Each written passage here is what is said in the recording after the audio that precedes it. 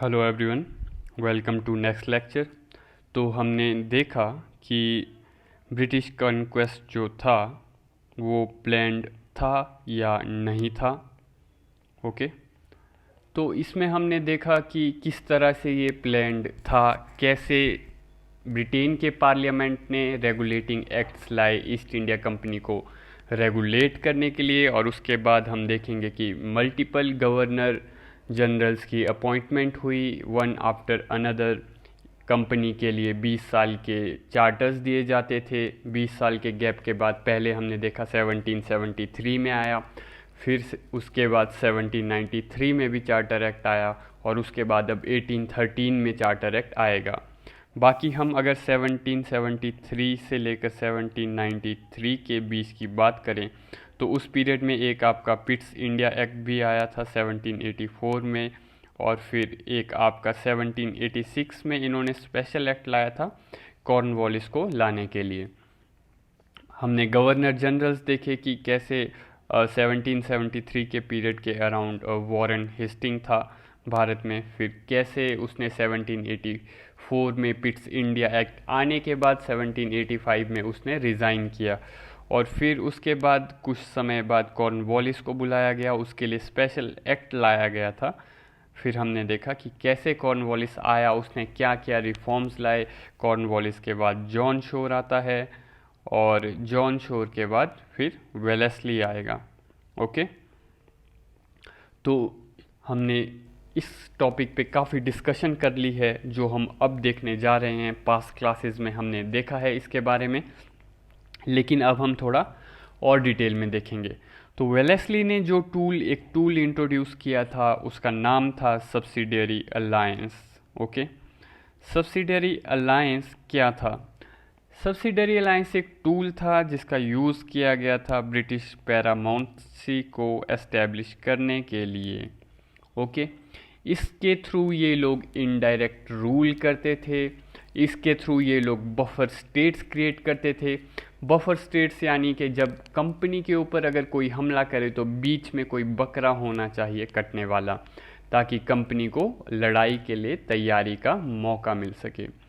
और साथ ही साथ इसमें ये नेटिव किंग्स से साइन करवाते थे कोरे कागज़ पर, और फिर कहते थे कि अब से तुम्हारे कोर्ट के अंदर ईस्ट इंडिया कंपनी का एक एजेंट बैठेगा जिसको कि रेजिडेंट बोला जाता था।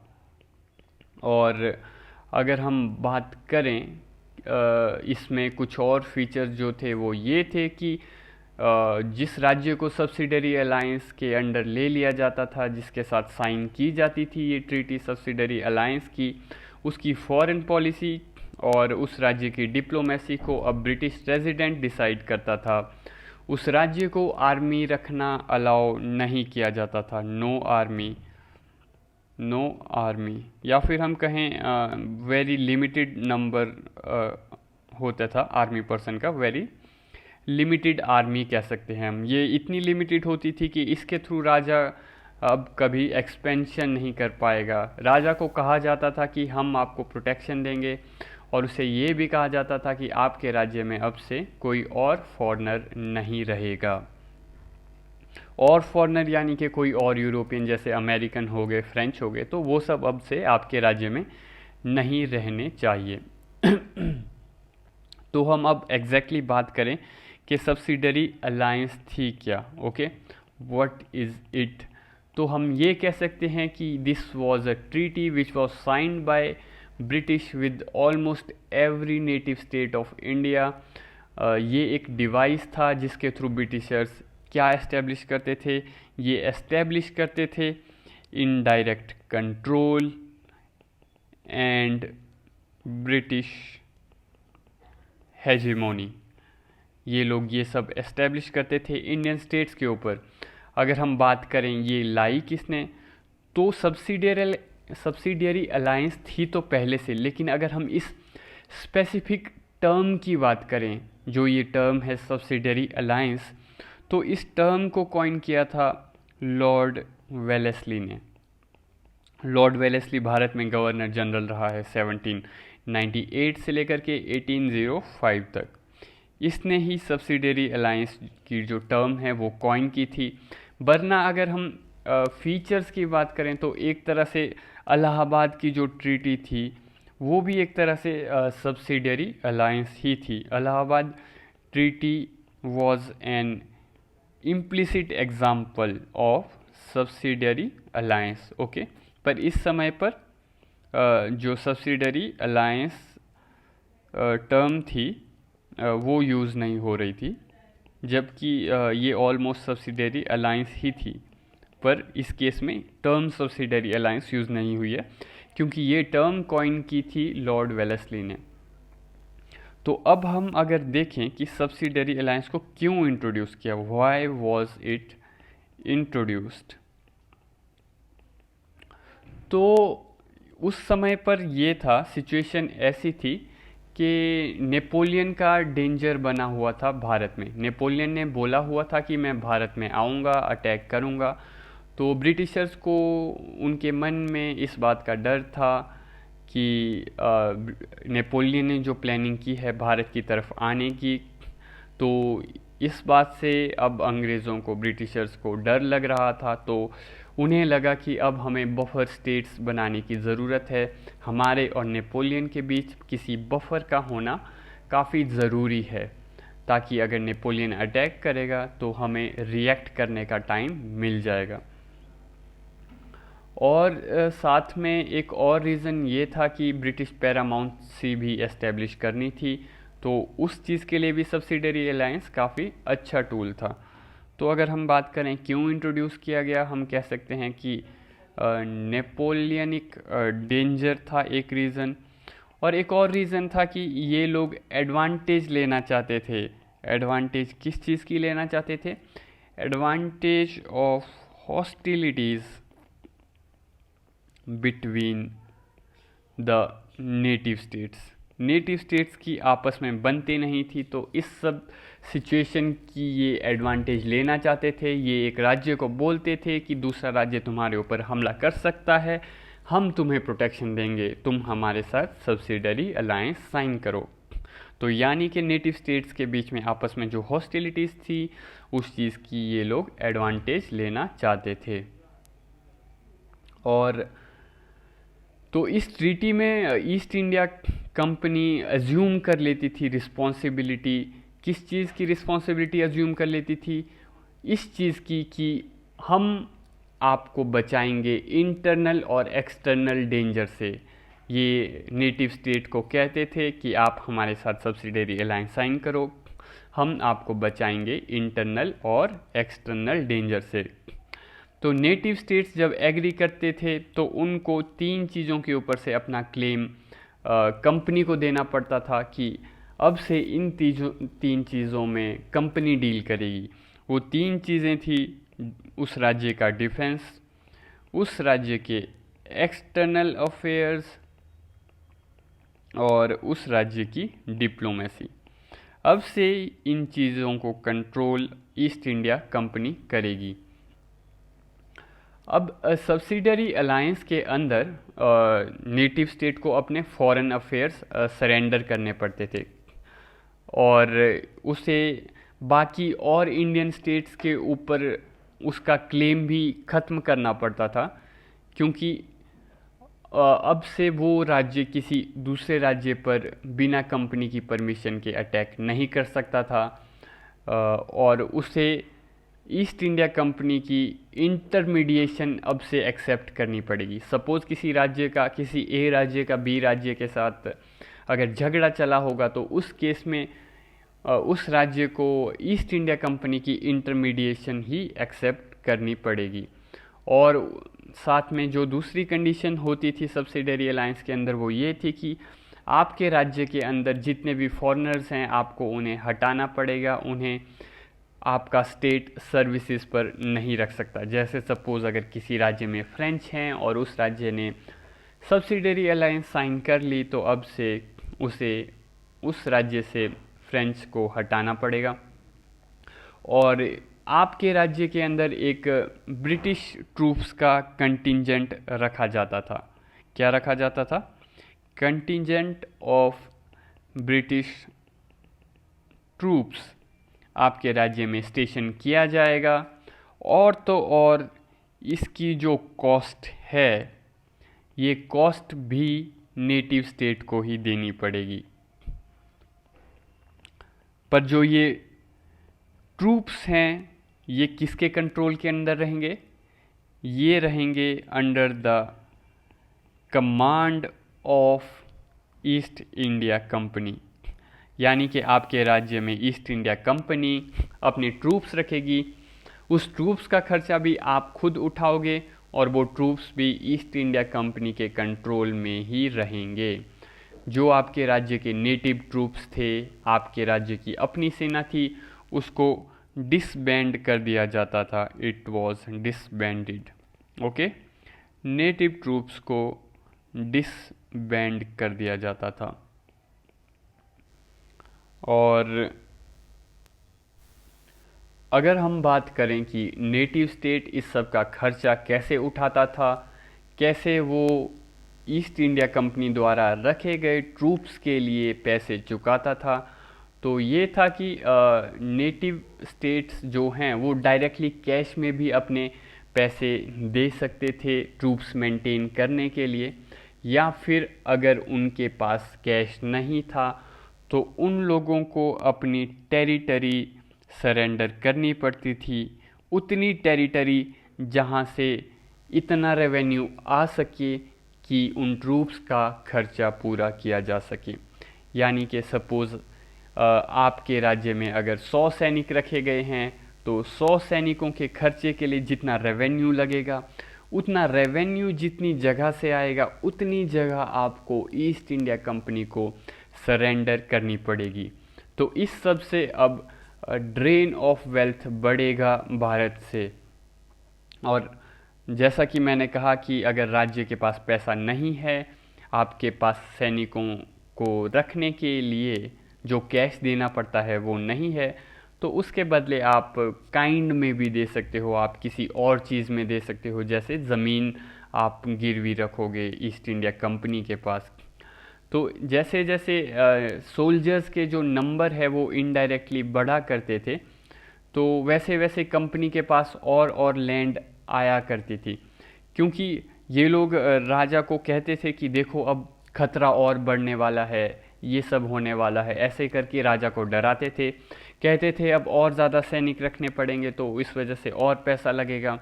तो अब जब धीरे धीरे अमाउंट बढ़ता जाता था तो राजा के लिए कैश देना तो पॉसिबल नहीं हो पाता था, तो राजा को फिर इन द एंड अपनी ज़मीन देनी ही पड़ती थी। तो हमें ये देखने को मिल रहा है कि राजा को प्रोटेक्शन तो मिलती थी, पर इन द एंड इस प्रोटेक्शन के बदले राजा अपनी सोवर्निटी खो देता था। राजा के कोर्ट में एक ब्रिटिश रेजिडेंट को अपॉइंट किया जाता था।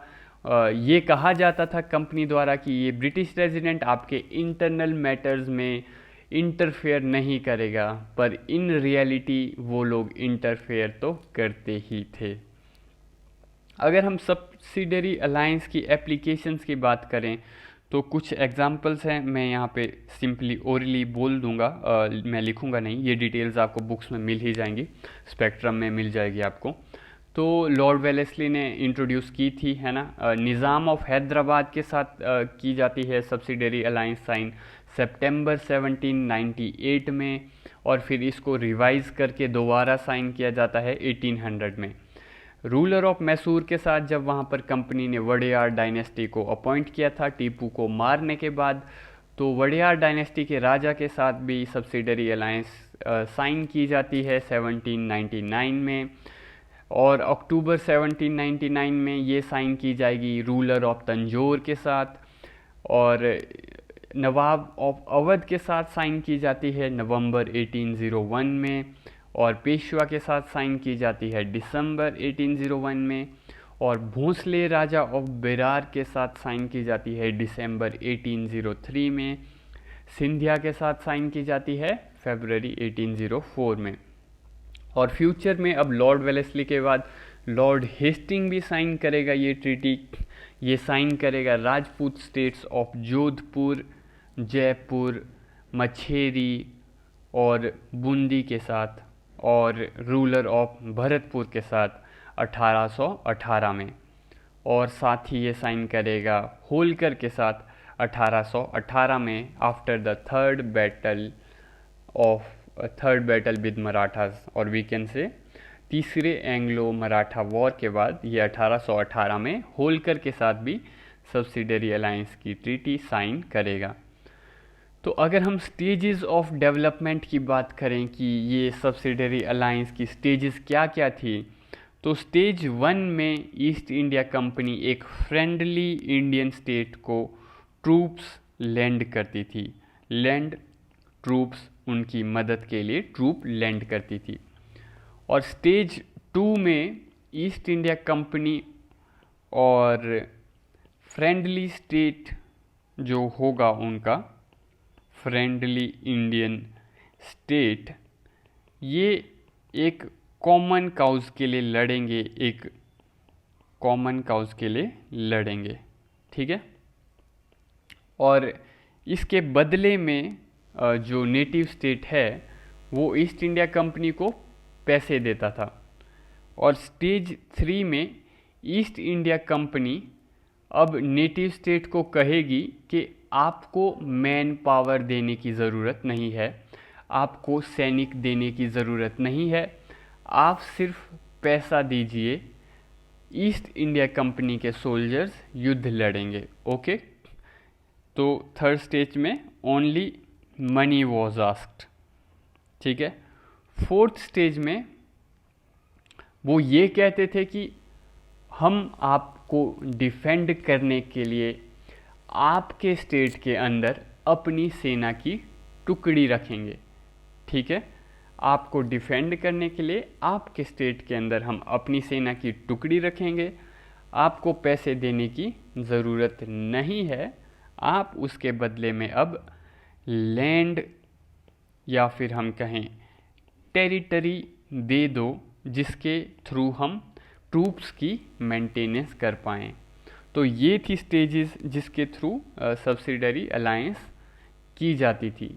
इन मल्टीपल स्टेजेस से हो करके ये पूरा प्रोसेस होता था।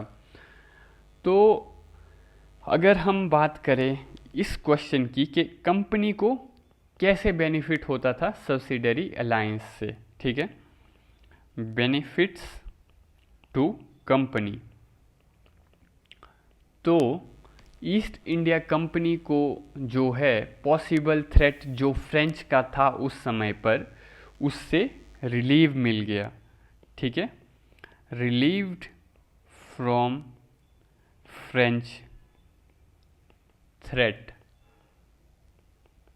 क्योंकि जिन इंडियन स्टेट्स ने सब्सिडरी अलायंस साइन की, एटलीस्ट उन स्टेट्स के अंदर से अब फ्रेंच को हटना पड़ गया था। तो ऑलमोस्ट मैक्सिमम स्टेट्स ने सब्सिडरी अलायंस साइन कर ली थी। तो इस तरह से हम कह सकते हैं कि फ्रेंच का नामो निशान मिट गया था भारत से। तो वो लोग यानी कि ईस्ट इंडिया कंपनी अब फ्रेंच का जो पॉसिबल थ्रेट था उससे बच गई थी। और Indian states subsidiary alliance sign करके अपनी सोवरेनिटी लूज़ कर लेते थे, इन लोगों को डिप्लोमेटिक टाइज एस्टैब्लिश करने नहीं दिया जाता था। तो ऑब्वियसली अब इंडियन स्टेट्स अपनी मर्ज़ी से फ्रेंच के साथ फ्रेंडशिप नहीं कर सकते थे। और अगर हम बात करें तो इससे कंपनी का जो मिलिट्री एम्पायर है उसका एक्सपेंशन हो रहा था।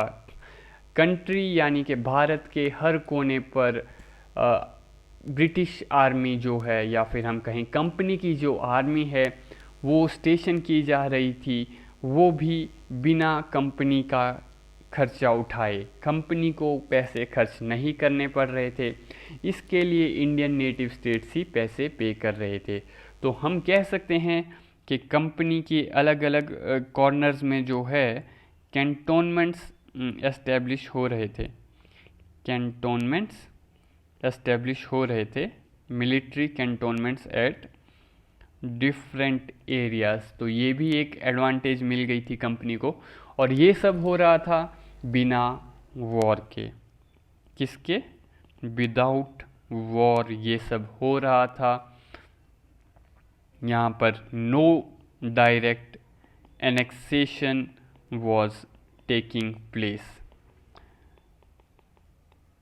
यहाँ पर अब कंपनी जो है इनडायरेक्ट रूलर बन के सामने आ रही थी और कुछ हिस्टोरियंस सब्सिडरी अलायंस को कहते हैं कि ये एक एग्जाम्पल है, it is a example of Trojan horse. Trojan horse के बारे में आपको नहीं पता तो ये एक कहानी है। एक ट्रॉय नाम का राज्य था ग्रीस के अंदर। तो उस राज्य का जो किला था, जो फोर्ट था, वो बहुत ही शक्तिशाली था। तो दुश्मन राज्य जो है उस किले को तोड़ नहीं पा रहा था। एक दो बार उन्होंने हमला किया और हार गए।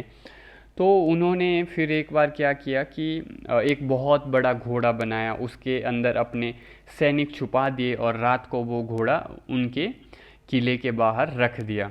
तो अगले दिन ट्रॉय के वासियों ने देखा ये इतना बड़ा घोड़ा क्या है, कौन छोड़ के गया है यहाँ पे, शायद किसी ने हमें गिफ्ट दिया होगा। तो वो घोड़ा अंदर ले गए राज्य के अंदर और फिर रात को उस घोड़े के अंदर से सैनिक बाहर निकले, उन्होंने किले के दरवाजे खोल दिए और फिर ट्रॉय के ऊपर जो हमला है वो सक्सेसफुल हो गया। तो एक मूवी भी है ट्रॉय करके हॉलीवुड की, वो देख सकते हो आप जब कभी फ्री होगे तो। तो अगर हम बात करें अब वेलेस्ली की, तो वेलेस्ली 1798 से लेकर के 1805 तक भारत में था। कब से कब तक? 1798 से लेकर के 1805 तक। ये अपने आप को बंगाल टाइगर बोलता था। ये कहता था मैं यहाँ पे पैरामाउंट सी एस्टेब्लिश करने आया हूँ, मैं बंगाल टाइगर हूँ। तो अब क्योंकि इसने सब्सिडरी अलायंस इंट्रोड्यूस की और इसकी वजह से इसने ब्रिटिश एम्पायर को ट्रांसफॉर्म कर दिया। इसने ब्रिटिश एम्पायर को ट्रांसफॉर्म कर दिया और इसकी वजह से साथ में सब्सिडरी अलायंसेस, क्योंकि ऑलमोस्ट हर स्टेट ने ही साइन कर ली थी, बहुत सा एरिया इनके अंडर आ गया था इनडायरेक्टली। तो इस वजह से अब मैनी स्टेट्स के बीच में कनेक्टिविटी बढ़ी, फ्री मूवमेंट बढ़ी। तो फर्स्ट टाइम जो है वो हाईवेज बनाए गए बिटवीन बॉम्बे, मद्रास एंड कलकत्ता। इनके बीच फर्स्ट टाइम्स क्या बनाए गए? हाईवेज। ओके। तो इस तरह से जो ब्रिटिश एम्पायर जो है वो ट्रांसफॉर्म हुआ। किस से किस में ट्रांसफॉर्म हुआ? It transformed from British empire in India to British empire of India. तो यानी कि भारत के अंदर एक छोटा सा ब्रिटिश एम्पायर से ये अब ट्रांसफॉर्म हो गया ब्रिटिश एम्पायर का भारत। ठीक है, पहले एक छोटा सा एम्पायर था भारत के अंदर, पर अब पूरा भारत ही ब्रिटिश एम्पायर का है। तो ये ट्रांसफॉर्मेशन हुई अब वेलेस्ली के पीरियड में। वेलेस्ली ने ये ट्रांसफॉर्मेशन ला करके दिखाई। वेलेस्ली ही वो था जिसने ब्रिटिश पैरामाउंसी एस्टेब्लिश की भारत में। सब्सिडरी अलायंस के अंदर होता ये था कि बोला कुछ और जाता था, पर कागज़ पर प्रिंसली स्टेट से साइन कुछ और करवाया जाता था। तो यानी एक तरह से राजा का काट दिया जाता था। तो इस जो इंग्लिश प्रेस थी भारत के अंदर, वो इस चीज़ को क्रिटिसाइज़ कर रही थी। वो सब्सिडरी अलायंस के लिए वेलेस्ली को क्रिटिसाइज़ कर रही थी, क्योंकि कुछ एथिकल लोग थे अंग्रेज़ों के अंदर भी। ठीक है, तो इंग्लिश प्रेस जो थी थोड़ी बहुत उस समय पर भारत के अंदर, वो वेलेस्ली को इस चीज़ के लिए क्रिटिसाइज़ कर रही थी। वो कह रही थी कि वेलेस्ली जो है वो करप्शन कर रहा है। तो इसलिए वेलेस्ली ने भी कहा अच्छा तो तुम मेरे अगेंस्ट लिखोगे। तो वेलेस्ली ने फिर सेंसरशिप एक्ट ला दिया। सेंसरशिप एक्ट लाया वेलेस्ली ने, किसके against? It was against the foreign press in India. इस समय पर कोई भी इंडियन लैंग्वेज की लोकल प्रेस अवेलेबल नहीं थी, इस समय पर डेवलप नहीं हुई थी, क्योंकि इस समय पर भारत में उतनी ज़्यादा एजुकेशन नहीं थी, तो पढ़ने वाले लोग ही नहीं थे, तो डेवलप कैसे होगी। तो फर्स्ट टाइम भारत के अंदर सेंसरशिप एक्ट लाया गया वेलेस्ली द्वारा, वो भी अपनी ही प्रेस के अगेंस्ट, यानी कि इंग्लिश प्रेस के अगेंस्ट। वेलेस्ली ने, हमने डिस्कस किया था कि फोर्ट विलियम कॉलेज बनाया था सिविल सर्वेंट्स की ट्रेनिंग के लिए। तो ये जो फोर्ट विलियम कॉलेज था, इसको बंद कर दिया गया था ब्रिटिश सरकार द्वारा 1805 के अंदर, क्योंकि ब्रिटिश सरकार जो है वो कंपनी के ऊपर ट्रस्ट नहीं करती थी कि कंपनी इसको एफिशिएंटली और अफेक्टिवली चला पाएगी। साथ ही साथ ब्रिटिश सरकार को ये भी डर था कि पता नहीं वो लोग भारत के अंदर क्या क्या सिखाते होंगे, हो सकता है कहीं वो अपने आप को ब्रिटेन से ही इंडिपेंडेंट करने के बारे में इस तरह की चीज़ें तो ना सिखाते हों। तो इस वजह से इस कॉलेज को बंद करवा दिया गया और ब्रिटिश सरकार ने जो ट्रेनिंग इंस्टीट्यूशन है उसको लंदन में शिफ्ट करवा दिया। लंदन में एक प्लेस था जिसका नाम था हेलबरी, वहाँ पर इन्होंने फिर ईस्ट इंडिया कॉलेज की स्थापना की। ओके, तो वेलेस्ली जो है भारत को 1805 में छोड़ करके जाएगा और उसके बाद भारत के अंदर एक वैक्यूम क्रिएट होगा, एक ऐसा वैक्यूम जिसे ये लोग सोच रहे थे कि अब कौन फिल कर पाएगा, क्या कोई फिल कर भी पाएगा, कि क्या हमें कोई और इतना अच्छा पर्सन मिल पाएगा जो कंपनी को इतना फ़ायदा करके दे, क्योंकि वेलेस्ली तो एम्पायर बिल्डर था ना, एक्सपेंशनिस्ट था, तो क्या कोई और पर्सन है जो इसकी जगह भर पाएगा। तो इसकी जो इम्पीरियलिस्टिक लेगेसी थी वेलेस्ली की, उसको भर पाना इतना आसान नहीं था। इन्हें कोई व्यक्ति मिला नहीं जो भर पाए वेलेस्ली की जगह को, तो इसलिए इन्होंने दोबारा से बुलाया कॉर्नवालिस को। दे रिकॉल्ड कॉर्नवालिस, भारत में दूसरी बार कॉर्नवालिस को बुलाया गया। तो कॉर्नवालिस भारत में आया 1805 के अंदर, पर उसका एक पाँव कब्र में ही था उस समय पर, काफ़ी बूढ़ा हो चुका था वो। तो उसको लगा था कि मैं भारत जाके कुछ कर लूँगा, पर वो कर नहीं पाया और वो मर गया। जब वो गवर्नर था भारत के अंदर, उसी समय वो मर गया, उसी टाइम पे।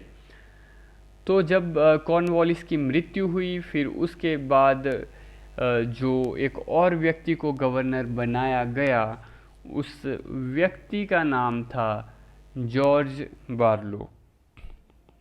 जॉर्ज बार्लो को गवर्नर बनाया गया। ओके, तो जॉर्ज बार्लो के समय पर ही 1806 में वेल्लोर म्यूटिनी होगी। Vellore mutiny, one of the bloodiest mutiny before 1857 जो कि कंपनी देखेगी। तो जैसा कई प्लेसेस पर, कई जगहों पर भारत में होता है कि कौवे को थोड़ा पनौती माना जाता है, तो ऐसा होता है कि जैसे कौवा डाली के ऊपर बैठेगा और डाली गिर जाएगी, तो ब्लेम कौवे को ही किया जाएगा। कोई ऐसा नहीं कहेगा कि कि इस डाली पर पहले बंदर उछल रहा था, डाली पहले से ही कमज़ोर थी, इस वजह से टूटी। तो ऐसा ही जॉर्ज बार्लो के साथ हुआ कि वेल्लोर म्यूटिनी के लिए भी इसी का नाम फंसेगा। कोई पहले के रीजंस को नहीं देखेगा कि वेलेस्ली ने कोई जो कांड किए हों उसकी वजह से ये सब हो रहा है, पर ब्लेम तो जॉर्ज बार्लो पर ही आएगा। तो वेल्लोर म्यूटिनी हुई 1806 में जॉर्ज बार्लो के समय पर। वेल्लोर उस समय पर मद्रास प्रेसिडेंसी का पार्ट था।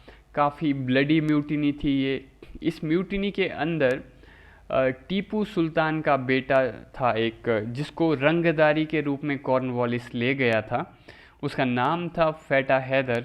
स्पेलिंग देख लेना आप, मैं श्योर नहीं हूँ। फेटा हैदर।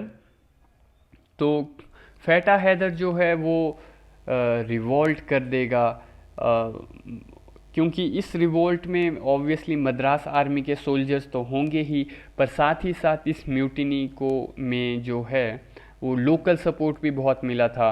लोकल सपोर्ट इन्हें दिया था टीपू सुल्तान की फैमिली ने, क्योंकि टीपू सुल्तान को तो मार दिया गया था पर उनकी फैमिली तो अभी भी जीवित थी। तो वैसा होता है ना, गैंग्स ऑफ वासेपुर मूवी में आपने देखा होगा कि कब खून खोलेगा रे तेरा, कब तू बदला लेगा। तो वैसा ही फेटा हैदर के साथ होता होगा कि कब तू बदला लेगा अपने बाप का। तो फिर वेलोर म्यूटनी में फिर उसको खून उबल गया उसका, और फाइनली उसने वेलोर म्यूटनी को में पार्टिसिपेट किया और lead role, one of the lead role play किया था उसने इस म्यूटनी के अंदर। इस समय पर वेल्लोर के अंदर जो लोकल गवर्नर था, मद्रास का जो गवर्नर था वो था विलियम बेंटिक, जो कि फ्यूचर में भारत में गवर्नर जनरल भी बनेगा। तो विलियम बेंटिक के ऊपर तलवार घिर गई थी इस समय पर, वेल्लोर म्यूटनी के बाद इसको वापस बुला लिया गया था। और एक काफ़ी पोइम भी फेमस है इस समय की, एक गिलेस्पी नाम है उस पोइम का। गिलेस्पी एक सोल्जर था, उसका नाम था गिलेस्पी, उसने लिखी थी ये पोइम। ईस्ट इंडिया कंपनी का ही ऑफिशियल था ये गिलेस्पी। तो ये सब हम पढ़ेंगे बाद में, फ़िलहाल आपको बस थोड़ा बेसिक बता रहा हूँ मैं कि वेल्लोर म्यूटिनी से कैसे विलियम बेंटिक का लिंक था, कैसे फेटा हैदर का लिंक था, और गिलेस्पी पोइम जो है वो भी इसी वेल्लोर म्यूटिनी से लिंक्ड है। तो और जॉर्ज वार्लो के समय पर जो हुआ वो ये कि इसने second Anglo Maratha war end की। शुरुआत सेकंड एंग्लो मराठा वॉर की वेलेस्ली ने की थी, और एंड जो है वो जॉर्ज बार्लो करेगा। Okay, ended second Anglo Maratha war. Okay, Anglo Maratha war ये इसने एंड की थी treaty of Rajpura Ghat sign करके। ट्रीटी ऑफ राजपुर घाट ये इसने साइन की थी सिंधिया के साथ। ओके, सिंधिया। तो जॉर्ज बार्लो जो है हमने देखा कि गवर्नर जनरल बनाया गया। ये गवर्नर जनरल बनाया गया था आपका ये 1805 में, ये आपका गवर्नर जनरल रहा 1807 तक। तो जॉर्ज बार्लो जो है वो कॉर्नवालिस का ही फ्रेंड था। ये वही व्यक्ति था जिसने कॉर्नवालिस की मदद की थी कॉर्नवालिस कोड लिखने के लिए। जो कॉर्नवालिस कोड लिखा गया था, कॉर्नवालिस कोड, उसको लिखने में मदद की थी जॉर्ज बार्लो ने। और ये ऑलरेडी इंडिया में प्रेजेंट था कॉर्नवालिस के समय से ही। ठीक है, तो काफ़ी जो है ये ठंडे नेचर का पर्सन था, कोल्ड पर्सन था, यानी कि पैसिव था ये, ज़्यादा एक्सपेंशनिस्ट नेचर का नहीं था ये। तो कॉर्नवालिस के दोनों दोस्त गवर्नर जनरल बने। एक तो जॉर्ज बार्लो बना जिसने कॉर्नवालिस कोड लिखने में हेल्प की, और दूसरा जॉन शोर भी बना। जॉन शोर ने मदद की थी परमानेंट सेटलमेंट में। कॉर्नवालिस की मदद की थी इसने परमानेंट सेटलमेंट लागू करने में। फिर अब जो है इसके बाद जॉर्ज बार्लो के बाद जो पर्सन आएगा वो है Lord Minto. Lord Minto one. Lord Minto one ये 1807 से लेकर के 1813 तक रहेगा भारत में। ये काफ़ी पैसिव नेचर का पर्सन था, ठीक है, और साथ में पैसिव यानी कि कोल्ड हम कहेंगे, उतना एग्रेसिव नहीं था ये। और क्योंकि साथ में इसको कंपनी द्वारा कहा भी गया था कि औकात में रहना, थोड़ा ज़्यादा आजकल रिवोल्ट्स हो रहे हैं भारत में, तो ज़्यादा हाई टेम्पर नहीं होना है। क्योंकि 1800 से लेकर के 1810 के पीरियड के आसपास काफ़ी सारे रिवोल्ट्स हो रहे थे। फॉर एग्ज़ाम्पल पॉलीगार का रिवोल्ट हुआ, कई लोकल राजाओं ने भी रिवोल्ट किया, जैसे कि दीवान वेलुथम्पी ने रिवोल्ट किया था 1806 में। दीवान वेलुथम्पी ने भी रिवोल्ट किया था। वेलुथम्पी त्रावणकोर स्टेट का था ये दीवान वेलुथम्पी। इससे भी इन्होंने, अंग्रेज़ों ने सब्सिडरी अलायंस साइन करवाई थी। बाकी फिर इस पीरियड में वेल्लोर म्यूटिनी भी हुई है ना, तो ये सब हम पढ़ेंगे आगे। पैसिव फेज था ये ईस्ट इंडिया कंपनी का जब लॉर्ड मिंटो था, और इस समय पर नेपोलियन का भी खतरा बना हुआ था काफ़ी। तो नेपोलियन के खतरे की वजह से जो है लॉर्ड मिंटो ने काफ़ी अपनी जो है डिप्लोमेसी की सॉफ्ट पावर यूज़ करना शुरू की थी। तो मिंटो ने जो है मिशंस भेजना शुरू किए थे, अलग अलग मिशंस भेजे थे मिंटो ने, है ना, ये हम पढ़ भी चुके हैं। इसने मिंटो ने तेहरान में मिशन भेजा था, तेहरान में इसने मेलकॉम को भेजा था। फिर इसने काबुल में मिशन भेजा, काबुल में इसने एल्फिनस्टोन को भेजा था, और लाहौर में भी भेजा इसने मिशन, लाहौर में इसने मेटकाफ को भेजा।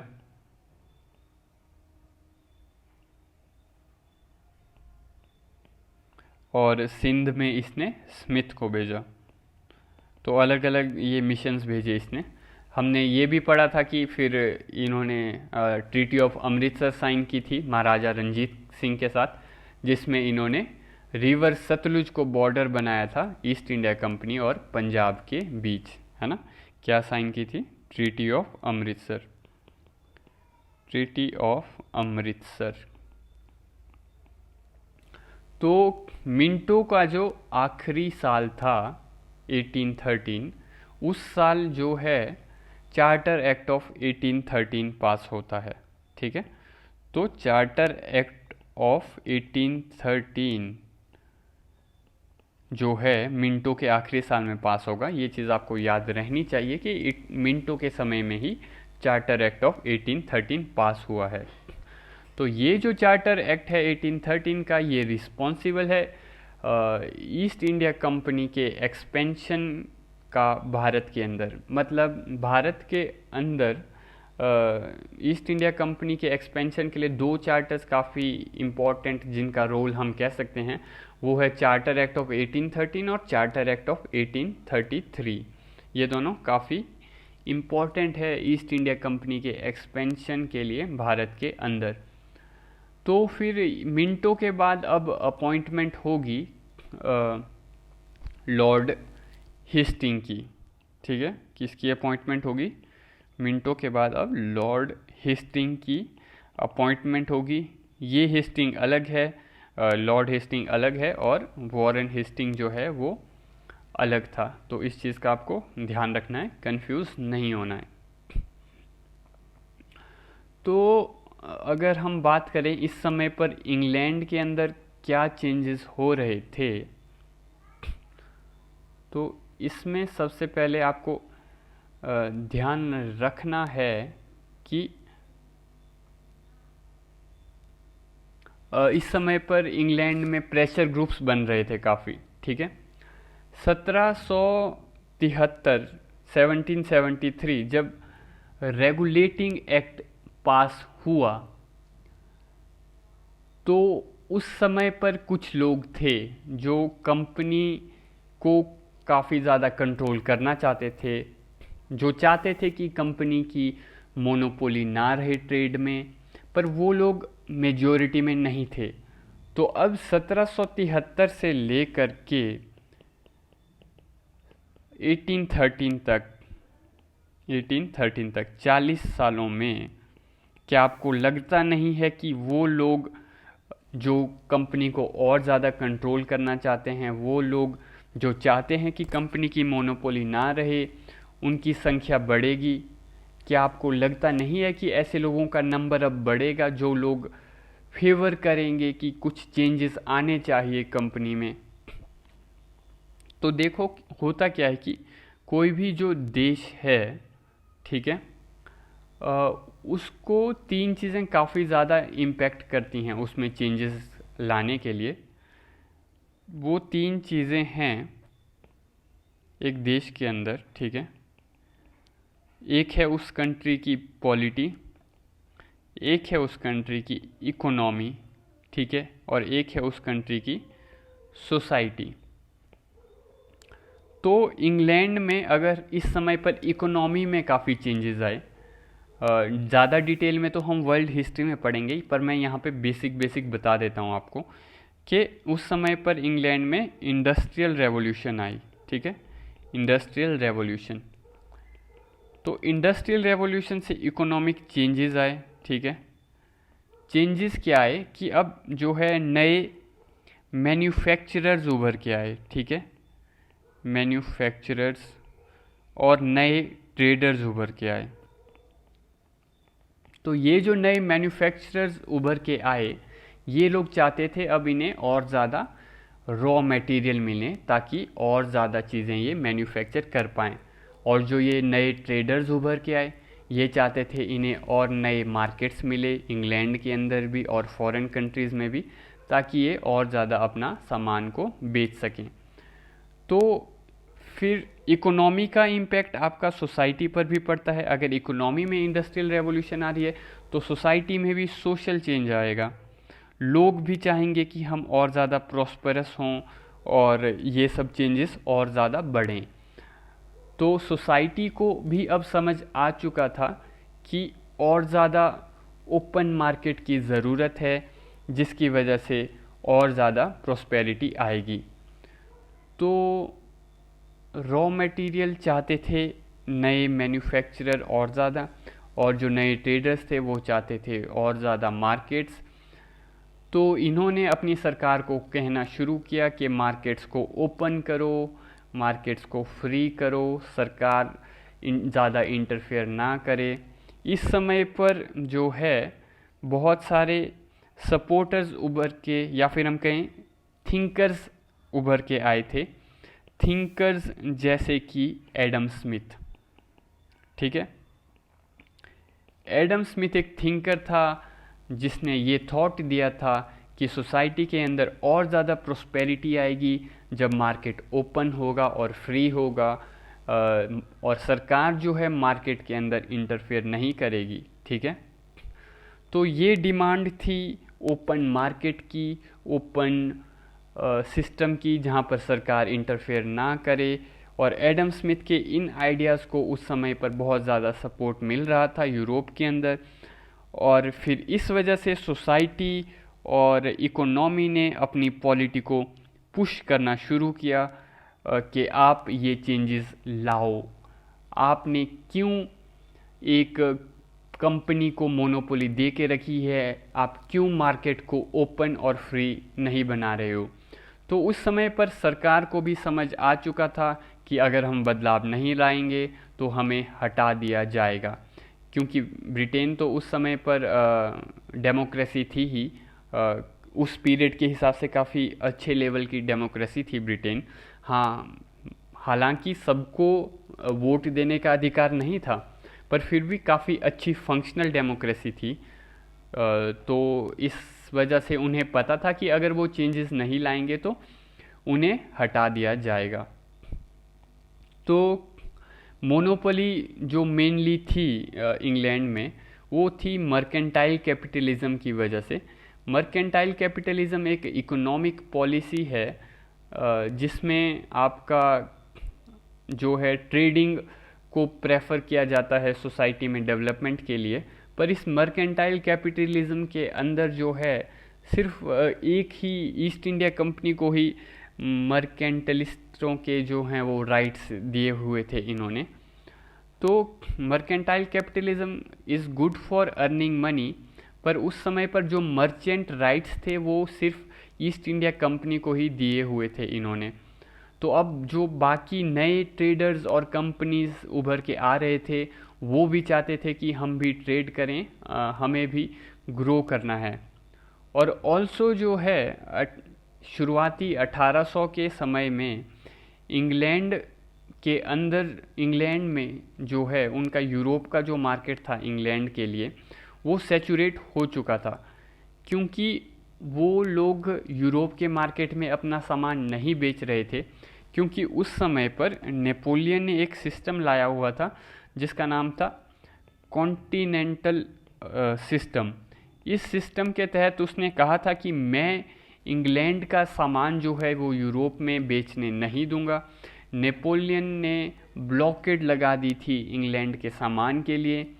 नेपोलियन ने इंग्लैंड को शॉपकीपर्स कंट्री कहा था। वो कहता था कि ये बनियों का देश है। इंग्लैंड में इस समय पर इस इंडस्ट्रियलाइजेशन आई हुई थी और नेपोलियन ने इनके मार्केट का एक्सेस रोक के रखा था। तो वहाँ के जो लोकल मैन्युफैक्चरर्स थे तो उन्होंने कहा कि देखो, यहाँ पर यूरोप में हम नेपोलियन की वजह से नहीं बेच पा रहे और वहाँ इंडिया और अफ्रीका में तुमने सिर्फ ईस्ट इंडिया कंपनी को मोनोपोली दे के रखी है। तुम इधर नेपोलियन को हरा नहीं पा रहे, दूसरी जगह तुमने उनको मोनोपोली दे के रखी है। ऑल दो नेपोलियन का जो ये कॉन्टिनेंटल सिस्टम था, ये नेपोलियन की काफ़ी बड़ी गलती थी जो इसके डाउनफॉल की तरफ ले जाएगी नेपोलियन को, पर ये सब हम वर्ल्ड हिस्ट्री में पढ़ेंगे, यहाँ पर नहीं पढ़ेंगे। तो इस तरह से हमने देखा कि ब्रिटेन की इकोनॉमी में क्राइसिस आया हुआ था। वहाँ पर डिमांड थी रॉ मटेरियल के लिए, डिमांड थी फ्री मार्केट के लिए, है ना। तो दो डिमांड्स थी, एक थी फ्री तो क्या मतलब कि एक्सेस टू रॉ मटेरियल, है ना। एक रॉ मटेरियल की डिमांड थी, रॉ मटेरियल, और दूसरी डिमांड थी मार्केट्स की, कि इन्हें और ज़्यादा मार्केट्स चाहिए। तो फिर इन्होंने सरकार के ऊपर प्रेशर बिल्ड करना शुरू किया। तो इन्होंने सरकार को समझाया कि देखो, अगर एक कंपनी आपको 100 करोड़ रुपए लेके दे रही है, ला के दे रही है, तो 4 कंपनियां होंगी तो आपको 400 करोड़ ला के देंगी। तो ये आपके लिए भी अच्छा है और हमारी भी इकोनॉमी इम्प्रूव होगी, इंग्लैंड की इकोनॉमी ग्रो करेगी। तो उस समय पर फिर ब्रिटेन के पार्लियामेंट में के अंदर भी एक लॉबिंग ग्रुप था, जिन्हें हम कहते हैं फ्री ट्रेडर्स, फ्री ट्रेडर्स। तो ये जो फ्री ट्रेडर्स थे, इनका मानना था कि किसी भी एक कंपनी की मोनोपोली नहीं होनी चाहिए। इनका मानना था कि ईस्ट इंडिया कंपनी को मोनोपोली नहीं दी जानी चाहिए। ये लोग अलाइन करते थे एडम स्मिथ के विचारों के साथ। एडम स्मिथ, जैसा कि मैंने आपको बताया, कि एक जो स्कॉटिश फिलोसफर था, ठीक है, ये एक स्कॉटिश फिलोसफर था। इसके आइडियाज़ इस समय पर यूरोप में काफ़ी ज़्यादा पॉपुलर हो रहे थे। इसने एक बुक भी लिखी थी, an inquiry into wealth of nations, an inquiry into the wealth of nations. और इसमें इसने कहा था कि जो मोनोपोली हो या ड्यूओपोली हो, इससे देश का नुकसान ही होता है, और तो और बल्कि राजा का भी इससे नुकसान ही होता है। इसने कहा कि अगर आप फ्री और ओपन इकोनॉमी रखोगे जिसमें रिस्ट्रिक्शंस नहीं होंगी सरकार के द्वारा, सरकार सिर्फ एक चौकीदार का काम करेगी, यानी कि वॉचमैन का काम करेगी, और चुपचाप अपने टैक्स कलेक्ट करेगी, जिसकी वजह से और ज़्यादा ट्रांजैक्शंस बढ़ेंगी और सरकार को और ज़्यादा टैक्स मिलेगा और सरकार का ही बेसिकली इससे फ़ायदा होगा। तो जो ये फ्री ट्रेडर्स थे, इन्होंने ब्रिटिश पार्लियामेंट में लॉबिंग की, यानी कि ये कहा ब्रिटेन के पार्लियामेंट को कि कंपनी से मोनोपोली छीन लो और आप बाकी ट्रेडर्स को, बाकी लोगों को भी ट्रेड करने का चांस दो। तो लॉबिंग की अगर हम बात करें, लॉबिंग अमेरिका जैसी कंट्रीज़ में तो लॉबिंग लीगल है, पर इंडिया में लीगल नहीं है। अमेरिका में जैसे तो वो लोग कंपनीज़, बड़ी बड़ी कंपनीज़ अपने बजट में भी लिखती हैं कि हमने इस एमपी को इतना पैसा दिया हमारी बात पार्लियामेंट में रखने के लिए, वगैरह वगैरह। तो पर खैर इंडिया में लीगल तो नहीं है, पर ऑब्वियसली होती तो है ही, मतलब फ्रंट में न्यूज़ में नहीं आएगी, आपको सामने सामने नहीं मिलेगी, पर बैकडोर में तो लॉबिंग होती ही है। तो मोनोपोली हटाने की बात की गई फ्री ट्रेडर्स द्वारा, ठीक है। एक और ग्रुप था जिसको कहते हैं हम यूटिलिटेरियंस, ओके,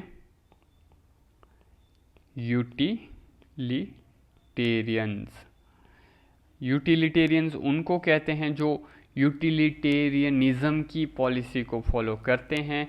इनका मानना ये होता है कि मैक्सिमम नंबर ऑफ पीपल को मैक्सिमम हैप्पीनेस मिलनी चाहिए, मैक्सिमम लोगों को मैक्सिमम हैप्पीनेस मिलनी चाहिए, उन्हें सुख मिलना चाहिए। इसको हिंदी में उपयोगितावाद भी कह सकते हैं, ठीक है। ये आइडियोलॉजी जो है इंडस्ट्रियल पीरियड या फिर हम कहें इंडस्ट्रियल रेवोल्यूशन का जो पीरियड था उसके कंटेम्पररी टाइम में डेवलप हुई है, क्योंकि इंडस्ट्रियल रेवोल्यूशन ने लोगों की ज़िंदगी को आसान बना दिया था।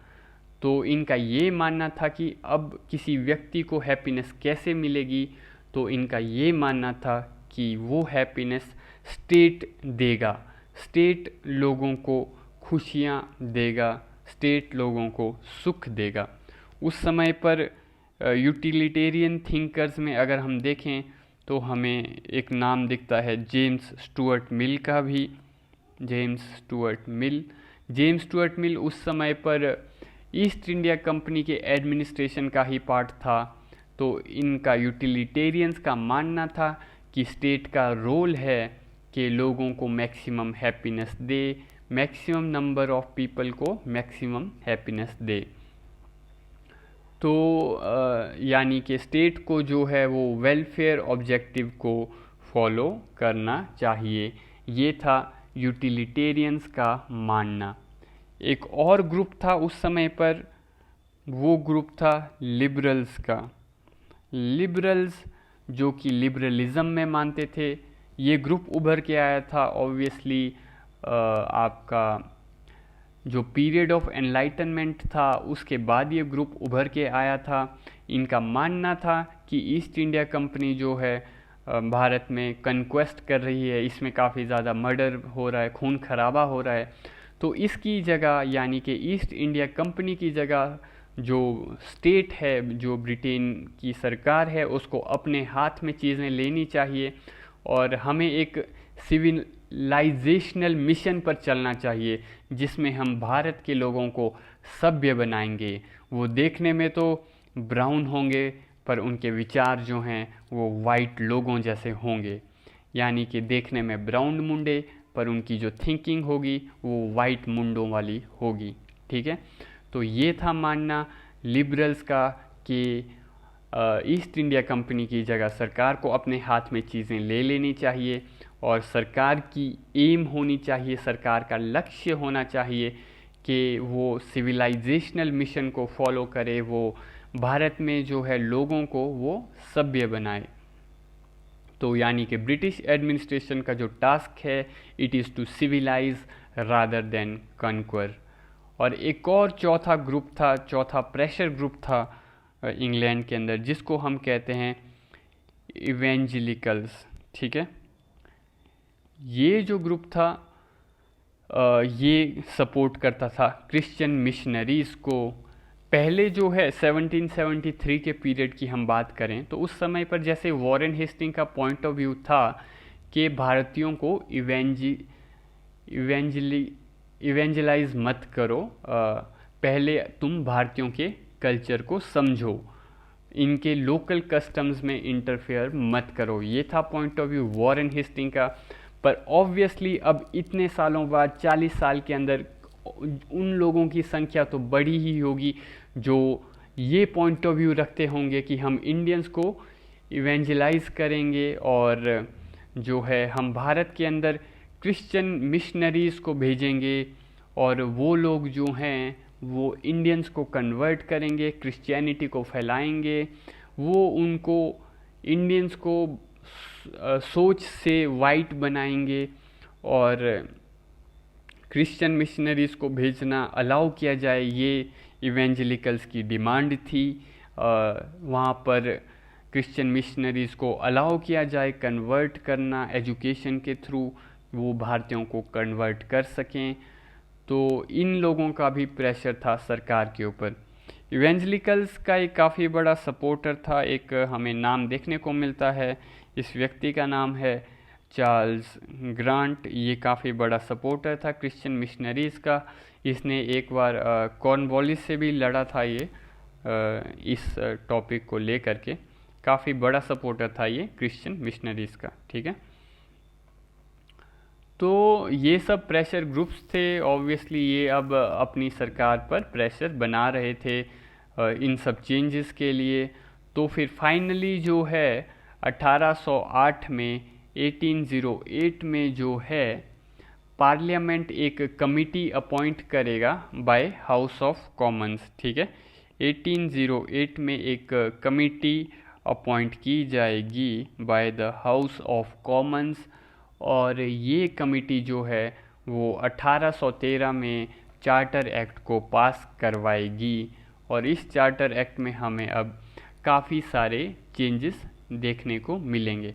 ये सब जो हमने प्रेशर ग्रुप्स की बात की, फ्री ट्रेडर्स हो गए, यूटिलिटेरियंस हो गए, लिबरल्स हो गए और इवेंजलिकल्स हो गए, ये सब प्रेशर ग्रुप्स जो हैं ये कुछ पार्लियामेंट के अंदर भी थे और कुछ लोग बाहर भी थे। इन सब ने प्रेशर बनाया, इवेंचुअली कमिटी एस्टेब्लिश हुई और इस कमिटी द्वारा 1813 के चार्टर एक्ट में काफ़ी ज़्यादा चेंजेस लाए जाएंगे। ये कमिटी एस्टेब्लिश हुई थी आपकी 1808 में। तो अब हम अगर बात करें जो एडमिनिस्ट्रेटिव चेंजेस लाए गए वो ये थे, एक तो नंबर 1 पहले चेंजेस ओके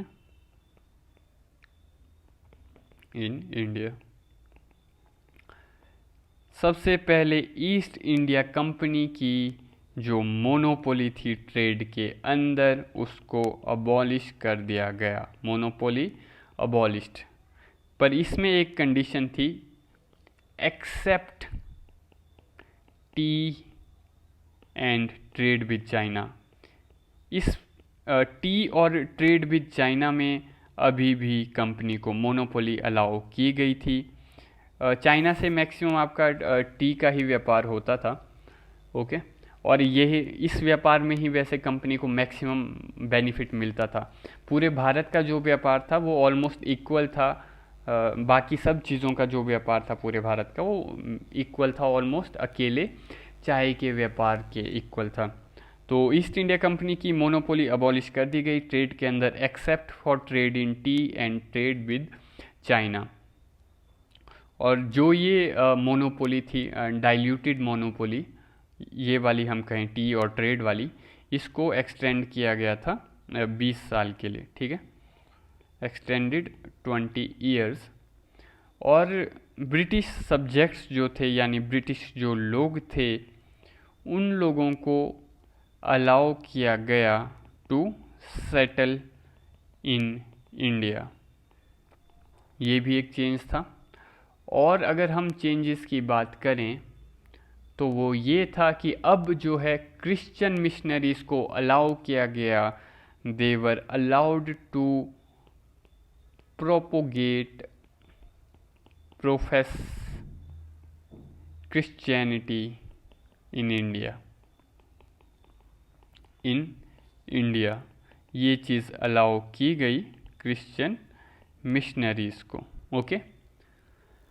तो क्योंकि जो है क्रिश्चियन मिशनरीज को कहा गया अब कि आप लोग जा कर के भारत में सेटल हो सकते हो परमिशन ले कर के, और आप अपना काम कर सकते हो। फिर मिशनरीज भारत में आना शुरू करेंगे और काफ़ी अधिक मात्रा में तो नहीं आएंगे पर कुछ आ जाएंगे, और फिर वो स्टार्ट करेंगे अपने इंस्टीट्यूशन एस्टेब्लिश करना और अपने नेटवर्क एस्टेब्लिश करना रिमोट पार्ट ऑफ कंट्री में, और फिर कन्वर्जन्स की शुरुआत करेंगे। इनका जो मेन ऑब्जेक्टिव था वो था इवेंजलिज्म, यानी कि भारतीयों को वैचारिक गुलाम बनाना, भारतीयों को पॉलिथिज्म पर भड़काना।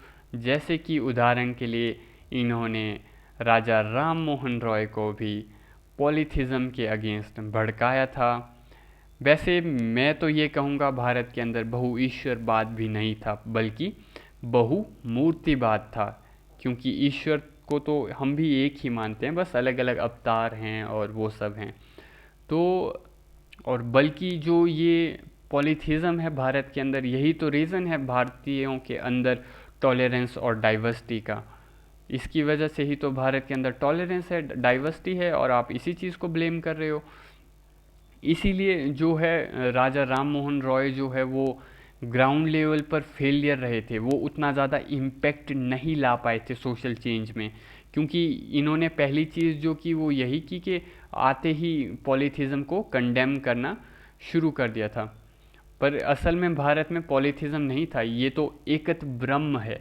भारत के अंदर एकत ब्रह्म की फिलॉसफी है, जो आइडियाज़ हैं वेदास के आइडियाज़, उपनिषद के आइडियाज़। खैर ये सब अलग स्टोरी है, फ़िलहाल हमें इस डायरेक्शन में उतना डीप नहीं जाना है कि क्या है भारत का स्पिरिचुअलिज्म।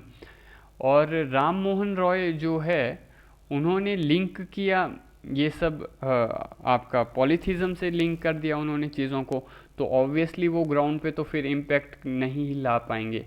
राम मोहन रॉय उस समय पर एक मिशनरी के साथ बैठा करते थे, विलियम कैरी नाम था उस मिशनरी का, श्री रामपुर के अंदर मिशनरी था वो, विलियम कैरी।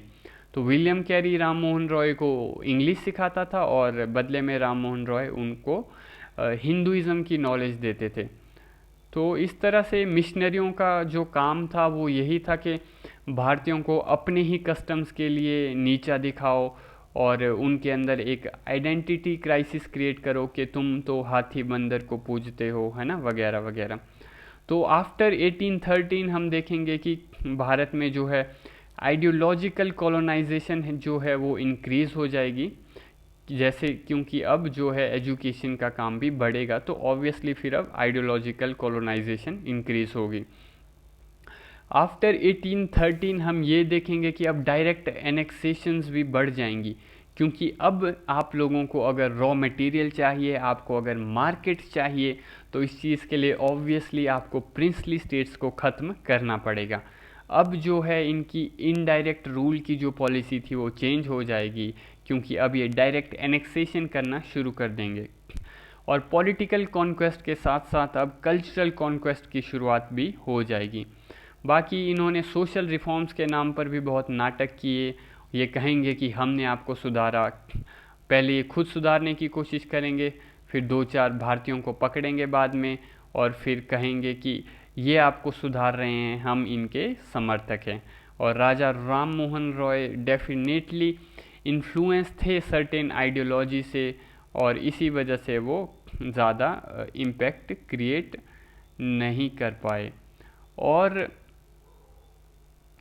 हम फॉर एग्ज़ाम्पल और भी अगर हम देखें सोशल चेंज के लिए जो थे, एक डेरिजियन था, है ना, डेरिजियंस आए, हेनरी विवियन डेरिजियो नाम का था एक आपका एंग्लो इंडियन था ये, हेनरी विवियन डेरिजियो। इसने यंग बंगाल मूवमेंट शुरू की थी और इस हिंदू कॉलेज में पढ़ाता था ये। तो ये भी चाहता था एंग्लिसाइज करना भारतीयों को, इससे पूछा कि कैसे एंग्लिसाइज करोगे, है ना। तो इसने, ये भी इंडियन लीडर था, है ना, कैसे इंग्लिसाइज करोगे भारतीयों को, बोला उनको कोट पैंट पहना के। तो आपको ऐसे इंडियन लीडर्स देखने को मिलेंगे जो हैं तो इंडियन पर थॉट से वो ब्रिटिश हैं। तो ऐसे इंडियन लीडर जो इंग्लिश में लिखेंगे और फिर क्रिटिसाइज़ करेंगे कि मासेस उनको समझ नहीं पा रहे, उनको कॉम्प्रीहेंड नहीं कर पा रहे। ओके, तो 1800s में अगर हम भारत की बात करें, इंडिया धीरे धीरे कॉलोनाइज होना शुरुआत होगी भारत की कॉलोनाइज होने की। प्रिंसली स्टेट्स जो है उनकी सोवर्निटी को खोना शुरू कर देंगे और रेबिलियंस भी होना शुरू हो जाएंगे, लोगों का रिएक्शन आने लगेगा, सिविलियंस मूवमेंट्स होंगी, पीजेंट मूवमेंट्स होंगी, ट्राइबल रिवोल्ट्स होंगे, और तो और भारत के अंदर कोई इकोनॉमिक डेवलपमेंट नहीं होगी। और इंग्लैंड के अंदर हम बात करें तो 1800s में इंडस्ट्रियल रेवोल्यूशन आई, इंग्लैंड में कुछ पॉलिटिकल चेंजेस भी आए, और इंग्लैंड के अंदर इंडस्ट्रियल कैपिटलिस्ट क्लास एमर्ज करेगी। अब उनको ज़रूरत होगी मार्केट की, रॉ मटेरियल की, वो बिलीव करेंगे एडम स्मिथ की आइडियोलॉजी में कि ओपन मार्केट होना चाहिए, और फिर इंग्लैंड में भी नए कल्चर की शुरुआत होगी।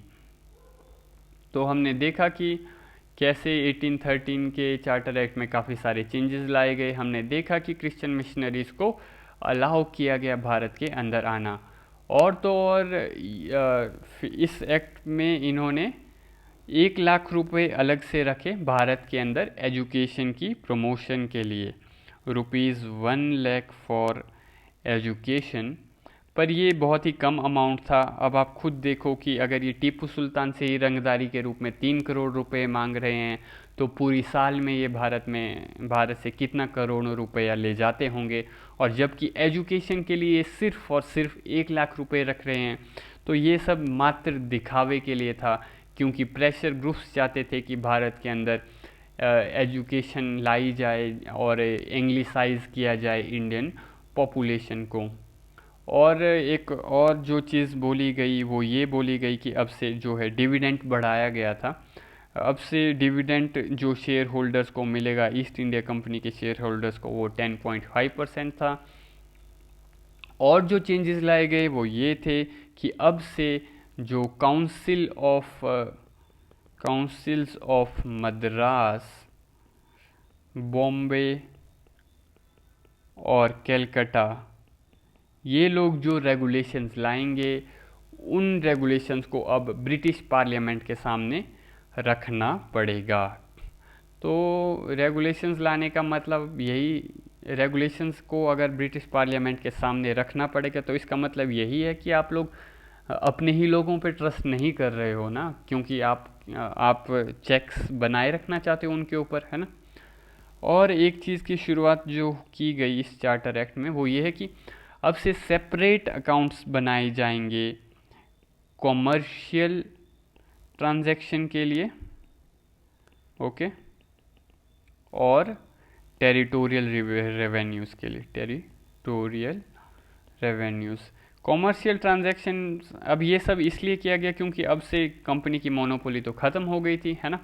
तो ऑब्वियसली अब इन्होंने ये कहा कि कॉमर्शियल ट्रांजैक्शन का अलग अकाउंट मेंटेन किया जाएगा और टेरिटोरियल रेवेन्यू का अलग अकाउंट मेंटेन किया जाएगा। टेरिटोरियल रेवेन्यू यानी कि एग्जांपल के लिए जैसे कि परमानेंट सेटलमेंट से जो पैसा आ रहा था, रैयतबारी से जो पैसा आ रहा था, या और भी जगहों से जो पैसा आ रहा था, ओके। तो अब हम अगर बात करें impact of charter act of 1813 की, कि इसका क्या इम्पैक्ट रहा, ठीक है, impact of charter act of 1813, तो इसका अलग अलग चीज़ों पे अलग अलग इम्पैक्ट रहा। अगर हम बात करें कल्चर की तो हम, या इंडियन पॉलिटिकल सिस्टम की, या सोसाइटी की, या इकोनॉमी की, तो हर चीज़ के ऊपर इसका काफ़ी अलग अलग इम्पैक्ट रहा। अगर हम इम्पैक्ट ऑन इंडियन पॉलिटी पर बात करते हैं कि इंडियन पॉलिटी पर क्या इम्पैक्ट आया इस चार्टर एक्ट का, तो ये था कि अब से डायरेक्ट एनेक्सेशन की शुरुआत करेंगे ये लोग 1813 के बाद। फॉर एग्ज़ाम्पल इसके बाद इन्होंने मराठास की एनेक्सेशन की, नेपाल की, बर्मा की, असम की, ये सब हम देख चुके हैं। तो ज़्यादा एनेक्सेशंस बढ़ेंगी तो obviously more annexations means, it means what it means, more annexations means more rebellions. तो हमें अब और ज़्यादा रेबेलियंस भी देखने को मिलेंगे।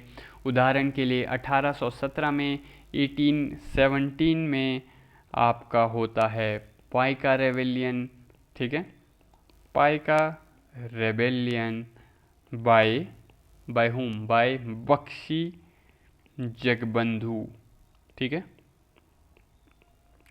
और रिसेंटली कुछ समय पहले इंडियन गवर्नमेंट ने इसको फर्स्ट वॉर ऑफ इंडिपेंडेंस भी कहा था। बाकी रेवेलियंस काफ़ी ज़्यादा बढ़ेंगे, ये अफेक्ट आपका चार्टर एक्ट का ही था, इनका नंबर बढ़ेगा। ऑब्वियसली ये सब इसलिए हो रहा था क्योंकि अब मिशनरीज एक्टिविटीज़ भी बढ़ेंगी, तो इसका भी इम्पेक्ट पड़ेगा ही रेवेलियंस पर। क्योंकि मिशनरीज़ का काम क्या था, वो यही कहते थे कि तुम्हारे भगवान थू थू, हमारे भगवान नंबर वन, है ना।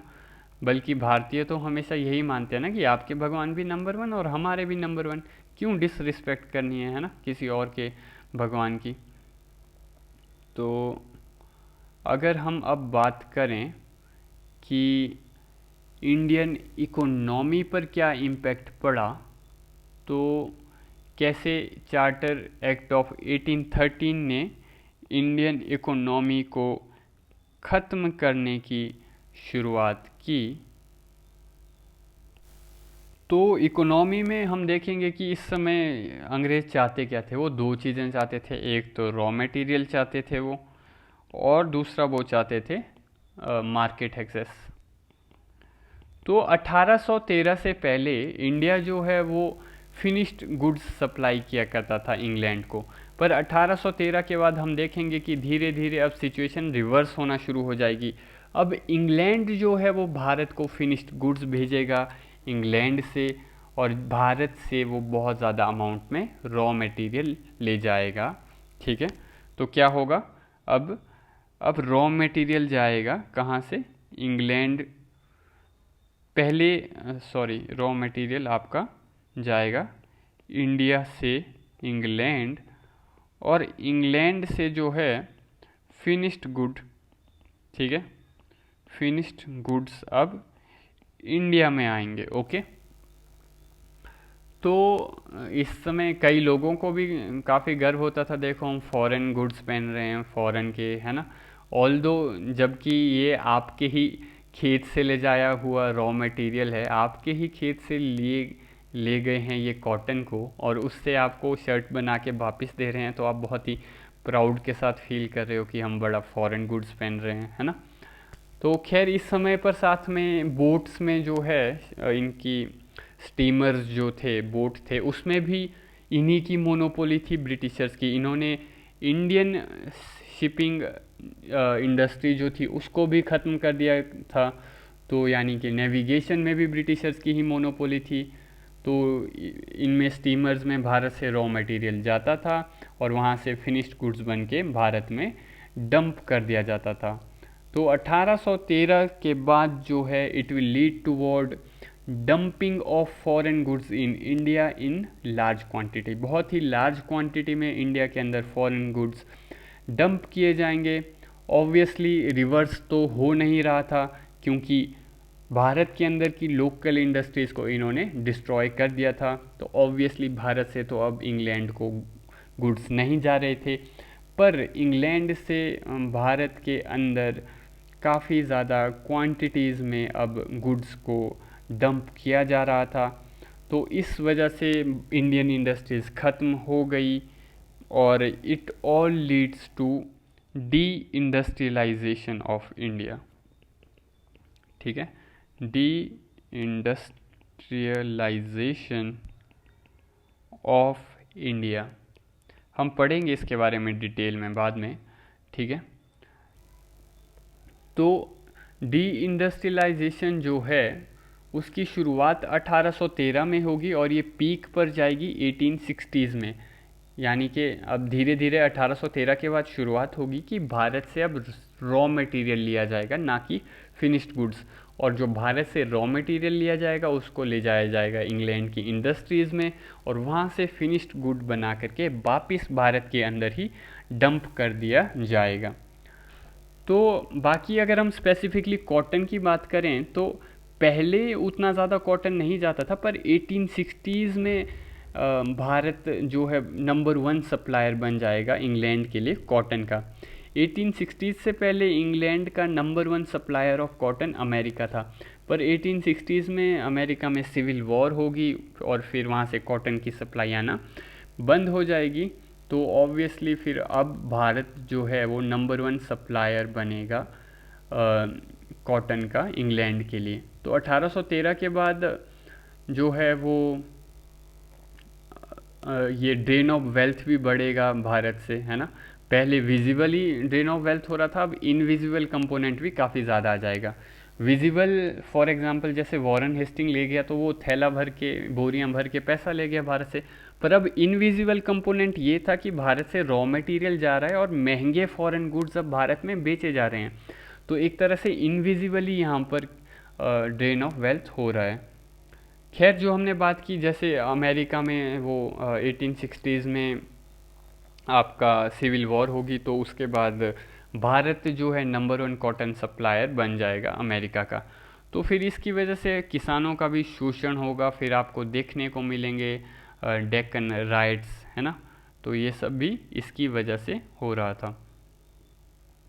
फिर अगर हम बात करें चेंजेस की सोसाइटी के अंदर जो आए 1813 के एक्ट की वजह से, खैर अगर इकोनॉमी वाले पॉइंट ऑफ व्यू की बात करें तो मेन पॉइंट ये क्रक्स ये था कि ऐसी पॉलिसीज़ लाई जा रही थी इनके द्वारा जिनकी वजह से जो है इंग्लैंड के मैन्युफैक्चरर्स को बेनिफिट मिले। तो ये था इनका मेन क्रक्स इकोनॉमिक चेंजेस का 1813 के चार्टर एक्ट में, कि इंग्लैंड के मैन्युफैक्चरर्स को फ़ायदा मिले। अब हम स्पेसिफिकली अगर सोसाइटी की बात करें तो इसमें जैसे कि सोसाइटी के अंदर एजुकेशन इंस्टीट्यूशंस खोले गए हैं ना, एजुकेशन इंस्टीट्यूशंस खोलने की शुरुआत होगी अब। फॉर एग्ज़ाम्पल 1813 में ही संस्कृत कॉलेज खोला जाएगा।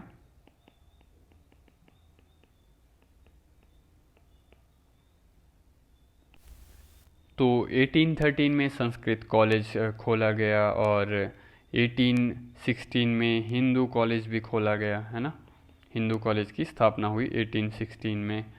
और 1835 में मैकॉले कह रहा है कि अब हम top down education policy follow करेंगे, जहाँ पर 4 लोग 40 को पढ़ाएंगे, 40 400 को पढ़ाएंगे और 400 4000 को पढ़ाएंगे। तो अब देखेंगे हम धीरे धीरे एजुकेशन की डेवलपमेंट की शुरुआत हो जाएगी, एजुकेशन इंस्टीट्यूट्स खोले जाएंगे। बाकी ये लोग ऑब्वियसली सोशल रिफॉर्म्स की काफ़ी बड़ी पिपूड़ी बचाएंगे। सोशल रिफॉर्म्स मैक्सिमम जो थे वो इवेंजलिकल से ही इंस्पायर्ड थे। कंप्लीटली इनके एजेंडा पे तो नहीं थे, पर काफ़ी ज़्यादा इंस्पायर्ड थे वो इवेंजलिकल से ही। सोशल रिफॉर्म्स के अंदर हमें 2 टाइप की अप्रोचेस दिखेंगी आपको, ठीक है। सोशल रिफॉर्म्स में आपको 2 टाइप की अप्रोचेस दिखेंगी। एक तो है इंग्लिश अप्रोच, इंग्लिश अप्रोच, इसको आप रेडिकलिस्ट भी बोल सकते हो, है ना। दूसरी अप्रोच आपको मिलेगी मॉडर्निस्ट अप्रोच। मॉडर्निस्ट अप्रोच में हमारे पास एग्जाम्पल है राम मोहन रॉय का, ठीक है। और राम मोहन रॉय भी आप देखोगे कि 1813 के बाद ही ज़्यादा लाइमलाइट में आए थे, है ना, लाइमलाइट में आए इसके बाद। और रेडिकलिस्ट में हमें एग्जाम्पल देखने को मिलता है हेनरी विवियन डेरिजियो का, है ना, हेनरी विवियन डेरिजियो। ये रेडिकलिस्ट था नेचर से, ये पर्सन ये कहता था भारतीय समाज को बदलूंगा, पूरी तरह से अंग्रेज़ बना दूंगा। तो यही काम था इन लोगों का, अंग्रेज़ों का, कि भारतीय समाज को अपने प्रति बहुत ही नेगेटिव दिखाया जाएगा। फॉर एग्ज़ाम्पल जैसे कि सती प्रथा थी, तो सती प्रथा को लेकर के बहुत ज़्यादा क्लैरिटी हमें मिलती नहीं है, उतने ज़्यादा एम्पेरिकल एविडेंसेस हमें मिलते नहीं हैं कि ये किस तरह से प्रेजेंट थी। मैं ये नहीं कहूँगा कि सती प्रथा एग्जिस्ट ही नहीं करती थी, ये एग्जिस्ट करती थी, कुछ कुछ प्लेसेस पर एग्जिस्ट करती थी, पर इसके बहुत ही ज़्यादा एम्पेरिकल एविडेंसेस नहीं हैं। मैं इसके लिए आप लोग कभी पढ़ना जब फ्री होगे तो प्रोफेसर मीनाक्षी जैन ने बुक लिखी है इसके बारे में। इन्होंने लिखा है कि कैसे ब्रिटिशर्स ने एक मिथ क्रिएट किया, है ना। सती जो है कुछ पार्ट्स में प्रेजेंट थी, पॉपुलेशन के कुछ पार्ट में प्रेजेंट थी, पर इसको अंग्रेज़ों ने प्रेजेंट ऐसे किया कि जैसे पता नहीं पूरे देश में बहुत ही ज़्यादा अमाउंट में सती प्रथा फॉलो की जाती होगी। इन्होंने दिखाया कि तुम लोग बैकवर्ड हो, तुम लोग डार्क एज में रहते थे, ये तो हम लोग आए तो हम लोगों ने तुमको एनलाइटन किया, हम 18th सेंचुरी तुम्हारी डार्क एज में थी, हमारे कदमों से ही यहाँ पर एनलाइटनमेंट हुई। Kind of white man's supremacy establish करने की कोशिश की जाती थी इनके द्वारा। बाकी अगर हम देखें इसमें इन्होंने जो बुक्स भी लिखी अंग्रेज़ों ने, फॉर एग्ज़ाम्पल जो मिल था, है ना, मिल की पहली बुक ही थी हिस्ट्री ऑफ इंडिया, ठीक है। तो इसने जो ये बुक लिखी हिस्ट्री ऑफ इंडिया, तो इसने kind of first official history लिखी इंडिया की। तो ये इसमें भी आपको बहुत ज़्यादा बायसेस देखने को मिल जाएंगे इसकी बुक में, है ना। माना कि ये यूटिलिटेरियन था आइडियोलॉजी वाइज, के चाहता था ग्रेटर गुड हो लोगों का, पर इन द एंड था तो ये भी गोरा ही, बायसनेस तो थी ही इसके अंदर, है ना। तो खैर आज के लेक्चर के लिए इतना ही। Thank you very much.